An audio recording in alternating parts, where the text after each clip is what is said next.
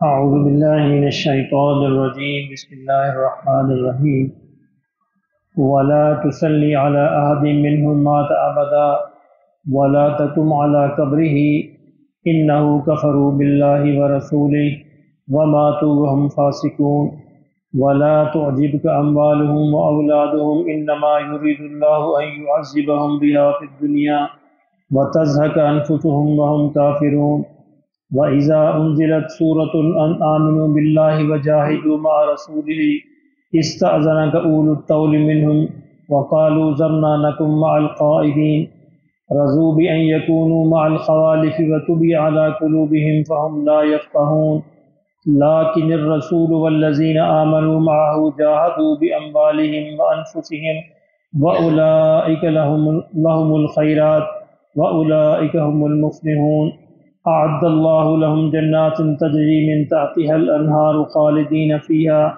ذلك الفوز العظيم صدق اللہ العظیم۔ پیچھے ہم نے دیکھا کہ اللہ رب العزت نے نبی صلی اللہ علیہ وسلم سے ارشاد فرمایا کہ آپ منافقین کے لیے مغفرت کی دعا کریں یا نہ کریں، اللہ ان کو معاف نہیں کرے گا۔ تو نبی صلی اللہ علیہ وسلم چونکہ اس میں واضح طور پر اس کو منع نہیں کیا گیا تھا، تو حضور صلی اللہ علیہ وسلم اپنی شفقت اور رحمت کی بنیاد پر دعا کرتے رہے۔ بعد میں پھر یہاں پر بالکل منع کر دیا گیا کہ کسی کے لیے دعا بھی نہیں کی جا سکتی۔ فرمایا کہ وَلَا تُصَلِّ عَلَىٰ أَحَدٍ مِّنْهُمْ مَاتَ أَبَدًا، کہ آپ ان کے لیے بالکل نماز نہ پڑھیے، دعا نہ کیجیے۔ تسلی سے مراد نماز جنازہ بھی ہے اور دعا بھی ہے، یعنی ان میں سے اگر کوئی بھی مر جائے تو کبھی بھی اس کی نماز نہ پڑھیے۔ وَلَا تَقُمْ عَلَىٰ قَبْرِهِ، اور اس کی قبر پر دعا کے لیے بھی مت کھڑے ہو۔ إِنَّهُمْ كَفَرُوا بِاللَّهِ وَرَسُولِهِ، کیونکہ انہوں نے اللہ اور اس کے رسول کے ساتھ کفر کیا ہے۔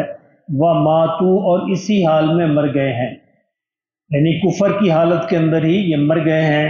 وَهُمْ فَاسِقُونَ، اور اس حال میں کہ یہ نافرمان تھے۔ تو یہاں سے یہ مسئلہ ہمیشہ کے لیے، یعنی یہ ہمیشہ کے لیے قائم ہو گیا، کسی بھی کافر کی نماز جنازہ نہیں پڑھی جا سکتی اور نہ ہی اس کے لیے دعائے مغفرت کی جا سکتی ہے۔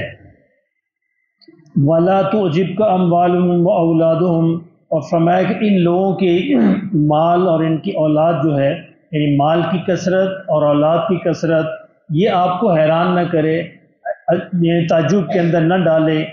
انما یرید اللہ ان یعذبہم بہا فی الدنیا، فرمایا کہ اللہ تو یہ چاہتا ہے کہ ان کی مال اور اولاد کے ذریعے سے دنیا کے اندر بھی ان کو عذاب دے۔ وَتَزْهَقَ أَنفُسُهُمْ وَهُمْ كَافِرُونَ، اور ان کی جانیں اس حال میں نکلیں کہ وہ مکمل ہی کافر ہوں۔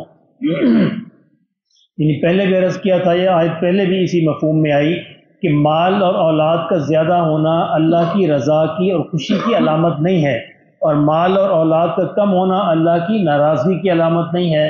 اللہ کی ناراضگی کی علامت اعمال کے اندر کمی ہے، اعمال کے اندر کم ہو جانا ہے، اور اللہ کی خوشی اور اللہ کی رضا کا مظہر اعمال کی زیادتی ہے، اعمال کے اندر آگے بڑھنا ہے۔ مال اور اولاد تو امتحان کے لیے ہوتے ہیں، فرمایا ان کو جو میں نے مال اور اولاد دی ہے کفار کو، یہ دی ہے دنیا کے اندر بھی ان کو عذاب میں مبتلا کرنے کے لیے۔ وہ عذاب کیا ہے کہ ساری عمر اسی چکر کے اندر پڑے رہیں گے، مال کے بڑھانے کے چکر میں، اولاد کے بڑھانے کے چکر میں، اسی چکر میں پڑے رہیں گے، اور ان کو کہیں بھی سکون اور اطمینان حاصل نہیں ہوگا۔ اور آخرت کے اندر واضح ہے کہ آخرت کے اندر یہی مال اور اولاد جو ہے ان کے لیے جہنم کا باعث بن جائے گی۔ اس لیے فرمایا کہ ان کو دیکھ کر مسلمانوں کو تعجب نہیں ہونا چاہیے، اور یہ ہمیشہ سے آج بھی ہم دیکھتے ہیں کہ کفار مال کے اندر ہم سے بڑے ہوئے ہیں، تو یہ کوئی اللہ کی رضا کی، اللہ کی خوشی کی علامت نہیں ہے۔ اللہ یہ چاہتا ہے کہ ان کو آخرت میں مکمل طور پر پکڑے اور جہنم میں ایسی سزا دے کہ اس کے نکلنے کا پھر کوئی امکان موجود نہ رہے، ہمیشہ ہمیشہ کے لیے وہاں پہ موجود رہیں۔ تو اللہ کی رضا کی علامت ایک ہی ہمیشہ یاد رکھیے، وہ یہ ہے کہ اللہ اپنی اور اپنے رسول کی اطاعت پر انسان کو قائم رکھے، مال ہو نہ ہو، اولاد ہو نہ ہو، اگر اللہ کی اطاعت اور رسول کی اطاعت موجود ہے تو انشاءاللہ اللہ سے امید کی جا سکتی ہے اللہ کی رحمت کی، کہ اللہ کی رضا اس کو نصیب ہوگی۔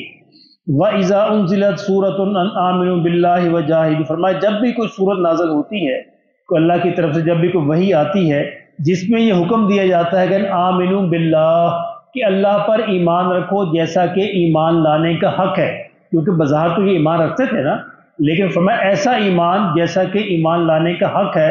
وَجَاهِدُوا مَعَ رَسُولِهِ، اور اللہ کے رسول کے ساتھ مل کر جہاد کرو۔ جب یہ آیت نازل کی جاتی ہے، جب یہ حکم دیا جاتا ہے اِسْتَأْذَنَكَ أُولُو الطَّوْلِ مِنْهُمْ، فرمایا آپ سے اجازت طلب کرنے آ جاتے ہیں ان میں سے وہ لوگ بھی جو جانے کی استطاعت رکھتے ہیں، یعنی جو ان کے پاس مال بھی ہوتا ہے، سواری بھی ہوتی ہے، راستے کا سامان بھی ہوتا ہے، استطاعت موجود ہے، فرمایا وہ لوگ بھی بہانے کرنے آ جاتے ہیں۔ وَقَالُوا ذَرْنَا نَكُن مَّعَ الْقَاعِدِينَ، اور آپ سے کہتے ہیں کہ ہمیں چھوڑ دیجئے تاکہ ہم پیچھے جو ہے ٹھہرے رہیں اپنے بیوی بچوں کے پاس۔ فرمایا رضوا بِأَن يَكُونُوا مَعَ الْخَوَالِفِ، یہ لوگ جو ہیں راضی ہو گئے ہیں کہ وہ گھر میں عورتوں کے ساتھ رہیں، یعنی عورتوں کو تو مجبوری ہے کہ ظاہر ہے کہ وہ جہاد نہیں کر سکتی، لڑائی میں نہیں جا سکتی، ان لوگوں نے بھی اپنے آپ کو ان کے ساتھ شامل کر لیا، اس پہ یہ راضی ہو گئے کہ گھر کی عورتوں کے ساتھ رہیں۔ فرمایا اس جرم کے اندر وَطُبِعَ عَلَىٰ قُلُوبِهِمْ، تو اللہ نے ان کے دلوں پر مہر لگا دی، یعنی اب ان کے دل مکمل ہی بند ہو گئے، اب یہ کبھی ہدایت پر نہیں آ سکتے۔ مہر کب لگتی ہے؟ جب انسان ڈھیٹ بن کر اللہ کی مسلسل ناراضگی کے کام کرتا رہتا ہے، اللہ ایک لمبی مدت تک انسان کو ڈھیل دیتا ہے، اور جب وہ راستے پر نہیں آتا تو پھر اس کے دل کو بند کر دیا جاتا ہے کہ اب اس کے دل پر مہر لگ گئی۔ یعنی مہر ایسے نہیں لگتی، مہر اپنے کرتوتوں کی وجہ سے لگتی ہے، اور وہ بھی ایک لمبے عرصے کے بعد۔ فرمایا کہ جب یہ اس پہ راضی ہو گئے کہ یہ گھروں میں عورتوں کے ساتھ رہیں، اور انہوں نے ہیلے اور بہانے کیے، جھوٹے بہانے کیے، تو اللہ نے ان کے ان اعمال کی وجہ سے ان کے دلوں پر مہر لگا دی۔ فَهُمْ لَا يَفْقَهُونَ، تو اب یہ نہیں سمجھیں گے، ان کو سمجھ نہیں آئے گی۔ لَٰكِنِ الرَّسُولُ وَالَّذِينَ آمَنُوا مَعَهُ، فرمایا اس کے برعکس رسول اور ان کے ساتھی جنہوں نے آپ کے ساتھ مل کر جہاد کیا، کیسا؟ جاہدوا بِأَمْوَالِهِمْ وَأَنفُسِهِمْ، اپنی مالوں سے بھی اپنی جانوں سے بھی جہاد کیا۔